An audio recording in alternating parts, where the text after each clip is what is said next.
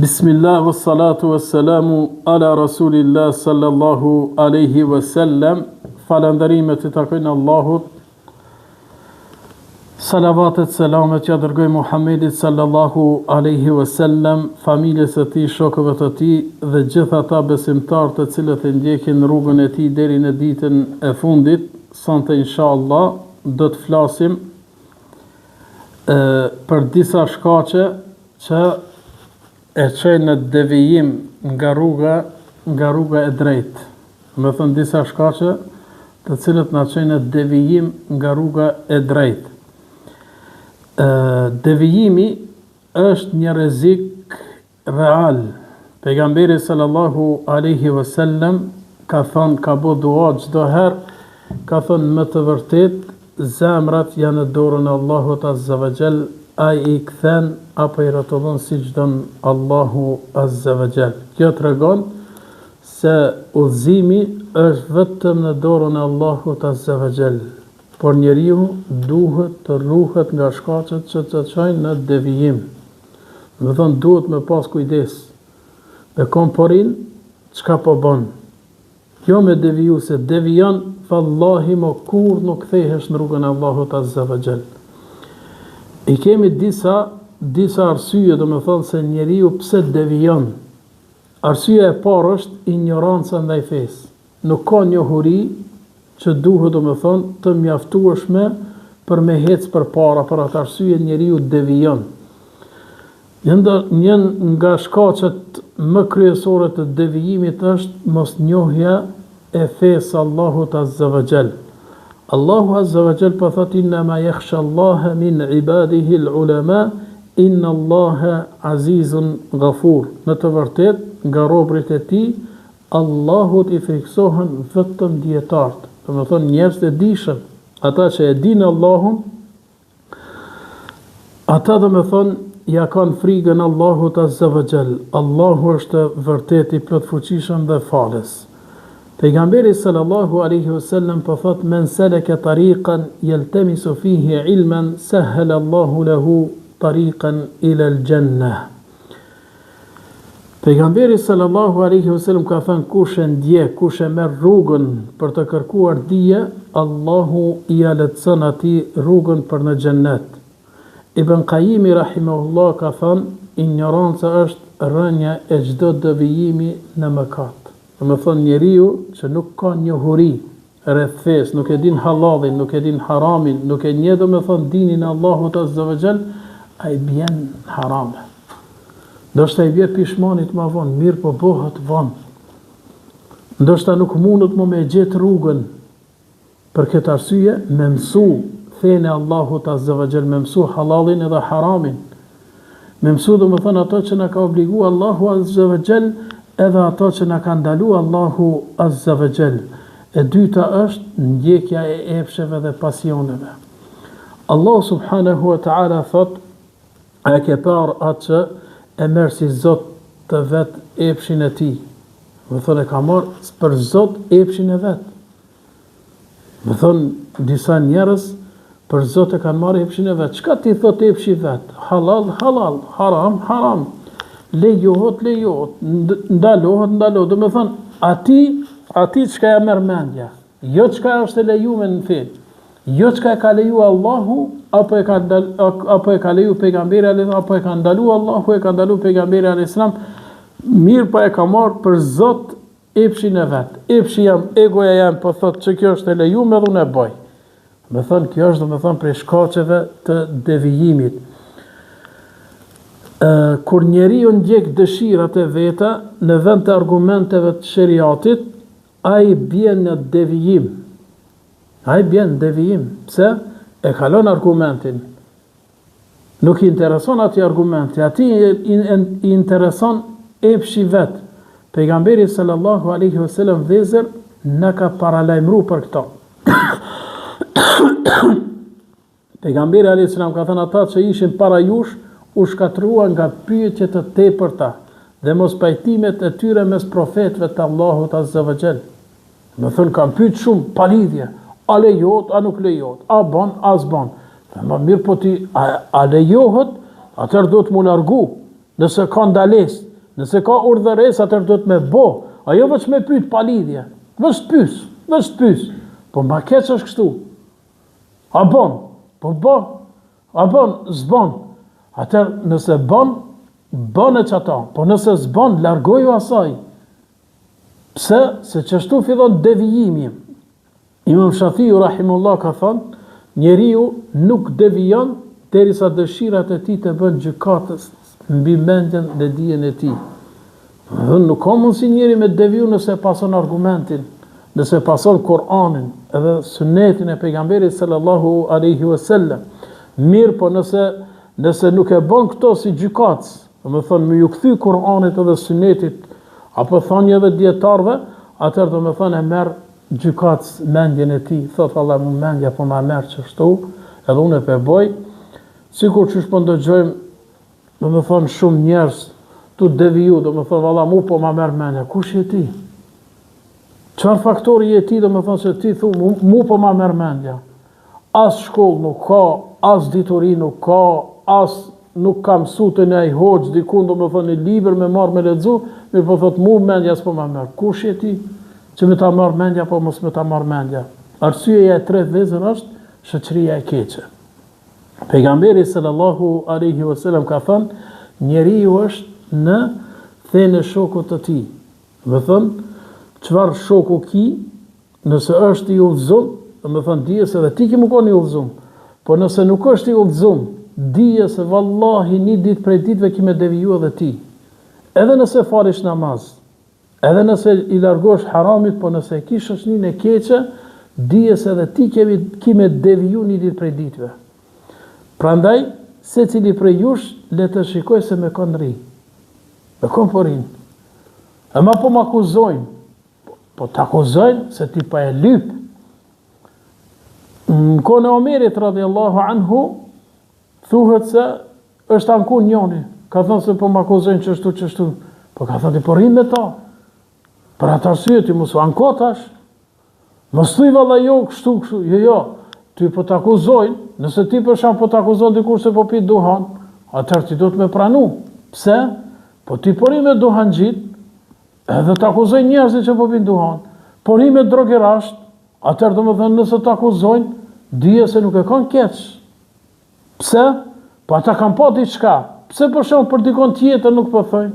Po thojnë bashkë për ty. E kështu që duhet me zgjedh shoqërinë, shokun, do të thonë shokun e mirë. Shoqëria ndikon drejt për së drejti në qëndrueshmërinë fetare. Nëse e ki shokun fetar që ja ka frikën Allahut azza wa jall, që është i udhëzuar, mundohet me fal 5 vakët namaz, mundohet me bo punë të mira, ju largu punëve të këqija, vallahi nuk devijon këtu. Mirë, po nëse është shoku i keq që thot, hajde se namazi s'prish punë, e falish ma vonë, hajde mësim, mos shko sot shkollë, hajde mos shko sot ligjerat, mos e ndëgjo baba, mos e ndëgjo nona, mos bën ashtu, mos bë kështu, vallahi ki me pas të lashe, edhe nëse je hafëz i Koranit ki me deviju. Vallahi raste shumë ta kemi, do më thënë, jetën e përdiqme. Sot, na s'po folim për kohën e sahabeve tabeime, jo, na po folim për kohën e sotshme. Ka njerëz që janë kanë të udhëzuar, janë kanë hafëzat Koranit, kanë kryer edhe shkollë për xhallëk, mirë, po sot kërkas janë hiç. I ka marrë era. Pse? Se janë shoqëruar me njerëz të këqij. Ai se s'prish punë, ai po tallet me fenë Allah, ky po shoqërohet me ta. Po ti çka do me net me ta? Ti çka do me net me ta? Pse që po tallet me fenë Allahut? Po tallet me pejgamberin alayhis salam, ti po rri me to, po s'ki nevojë me net. Allahu po thot, ose ndroni me muhabetin, ose largoni prej tynve. Domethënë edhe ti thuj, ose ndroj muhabetin, ose largohet prej tynve. Pse? Po të zbret në dënimi i Allahut azza wa jall të fshin edhe ty. E kështu që duhet me këqyr, domethënë, shokun e mirë. Njeriu që shoqërohet me pasuesit e bidateve, gradualisht merr prej tyre ngjyrën e tyre. Tash ti njeri për shembull, nëse pas shoqërohet me dikon që bën bidate, tash na po folim për bidate që janë shumë të rrezikshme, domethënë fenë Allahut azza wa jall. Ai vetë thotë se s'prish punë. Marë po ti ka dal kime dal kret prej fes. Kime dal kret prej fes, pse? Ti po na tregon po thu shirk, po ti shirku s'na tregove se çka është. Ti po thu bidat në fe, po kur gjë s'na tregove bidati çka është, por ti kur gjë s'ka bidat në fe. Po as shirk nuk ka, ti vetë që ki marrë termin si term. Shirk edhe kur gjë, po shkon pi bën sejdë varrit, jo nuk është shirk. Po shkon pi lutet varrit, jo nuk është shirk. Po shkon po bën ato, jo nuk është ajo, po tregom aty çka është shirku, çka bidati. E kështu që edhe ti do më thonë, bosh normal metodë. Për këtë arsye duhet me zgjedh shokun e mirë, që ja ka frikën Allahut Azza wa Jall. Edhe nëse nuk mundesh ti me bo sikur ai, spaku të këshillon që t'ja kesh frikën Allahut. E ki dhe më thonë pak ëmbërsinë e besimit e ki. E kur e ki ëmbërsinë e besimit, largohesh dhe më thonë prej gjinahave. Largohesh, ka dal. Ola s'po muj krejt, mirë po ka dal, largona. Ama nëse ti e ki shoqërinë e keqe, ata ka me ta zbukuru të keqen. E katërta është largimi nga Kur'ani dhe Sunneti. As para duhet neve Kur'ani. Ose veç na mjafton neve Kur'ani. Jo, nuk mjafton vetëm Kur'ani. Patjetër duhet mja bashkangjit edhe Sunnetin. Pse? Nëse ne thëmë neve na mjafton vetëm Kur'ani, atëherë qysh kena me kuptu na se si me fal namazin. Si kena me kuptu na se si me kry haxhin ose umrën. Si kena me kuptu na se sa duhet dhe me thonë zeqat me dhënë. Qysh duhet me dhënë zeqat? Allahu Azza wa Jall na ka treguar që zeqat me dhënë, mirë po, sa duhet, edhe qysh duhet, sasia qysh duhet, nuk na ka treguar. Po ashtu edhe nuk na ka treguar se 7 herë duhet mos i rreth çabës, ose 4 recate me fal namaz. Nuk ka thënë aqimu salat, falni namaz. Mirë po nëse na kthehemi vetëm Kur'anit, atëherë do të thonë na nuk e kuptojmë dinin e Allahut Azza wa Jall hiç. Pse? Se fillojmë me gjyku, do me thonë, pas mendjes tane. Valla mu mendja pa ma merë qështu, ky tjetëri thot, valla mu mendja ma merë qështu, ky tjetëri thot, mu mendja ma merë qështu, do me thonë, botë salamadi. Mirë, po në e kena sunnetin, pejgamberi sallallahu alaihi wasallam në ka tërgu, ka thonë, sallu kema ra'aytumuni usalli, faluni, ashtu si që më shini mu, duke u falur. Për çështjen e haxhit, ka thonë, merrni prej me dispozitat e haxhit. Atëherë, do me thonë, na e këshyrim qysh e ka bo, do me thonë, pejgamberi sallallahu alaihi wasallam, ashtu e bëjmë edhe na. Allahu Azza wa Jall na ka treguar Kur'an, ka thënë, pejgamberi thot, o Zoti im, populli im e la këtë Kur'an pas dore. Pas dore qysh? Do të thonë nuk lexon, nuk studion, nuk mediton, nuk punon me Kur'an. Kjo është do të thonë pas dore. Pse? Po, Zoti ka thënë çështu, mirë po, na nuk punojmë. E që kjo është me lënë pas dore, nuk o me lënë valla Kur'anin në raft aty edhe kur, jo, kur nuk punojmë me ta, kur nuk meditojmë, Allahu Azza wa Jalla, e fela yatadabbaruna al-Qur'an, a nuk po mendojnë njerëzit për Kur'an, a nuk po meditojnë njerëzit, nalu vallahi, çdo ajet që të nalësh edhe lexosh, ki me qindra dobi. E tash do me thonë ti nëse nuk e shfrytëzon këto, atëherë do me thonë, ti e ke lënë Kur'anin pas dore. Ibn Bazi rahimahullah thot, kush nuk e lexon, studion dhe vepron sipas Kur'anit dhe Sunnetit, nuk do të mund të rezistoj devijimit. Më thonë s'munësh nëse ti e ke lënë Kur'anin, e ke lënë Sunnetin, nuk mundesh dase, ti s'ki mundësi, do më thonë keme deviju patjetër. Pse? Po kjo është rruga e drejtë. Pas rrugës drejt, vjen rruga e shtrenjtë.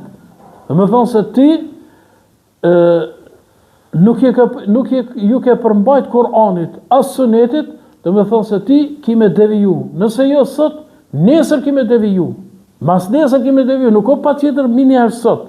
Se ti mund është me thonë sot jo, unë jam mirë. Ti jam mirë sot, mirë po nesër, mas nesër, mund është me deviju. Arsyeja e pestë është dashuria për dynjan dhe haresa e ahiretit. Do me thënë, me dash dynjan shumë. A njeri që e donë, do me thënë, dynjan shumë, që është të devijan. Pse? Edhe në ahiret. Fa valla, unë e sot jam të jetu, unë e përdu mu knaqë këtë dynja, unë përdu me jetu dynjan, unë përdu mu knaqë këtu, Zotim ka pru këtu, edhe unë nuk di domethënë diçka tjetër a ka. E pejgamberi sallallahu alaihi wasallam ka thonë, kur të jeni të kënaqur me tregtin, domethënë je marrë me tregti, edhe ti je i kënaqur, je marrë mas kësaj dynjas me bujqësinë dhe e lini xhihadin në rrugën e Allahut, do t'ju dërgoj poshtrim dhe nuk do t'ju largoj derisa të ktheheni në fenë e Allahut azza wa jall. Pra, domethënë je marrë ti me tregti, je marrë me bujqësi, edhe e ke lënë rrugën e Allahut azza wa jall, atëherë Allahu ka me të poshtru ty deri kur? Deri kur t'ju ktheni fesë Allahut azza wa jall. Deri kur? Deri kur ta kuptoni ashtu sikur që çdon Allahu subhanahu wa taala, edhe sikur që na ka shpjeguar pejgamberi sallallahu alaihi wasallam. Pra, kjo tregon vëzër se dashuria e tepruar për dynja është pengesë për sinqeritetin dhe qëndrueshmërinë në fenë e Allahut azza wa jall. Hasan al-Basri rahimullahu ka thënë, dynjaja është porta, dera e çdo fitneje dhe devijimi. Ai që e do, bie në to, bie në robrinë e saj. Kështu që në dynja kena ardhë, mirë po, jo me dash dynjan më shumë.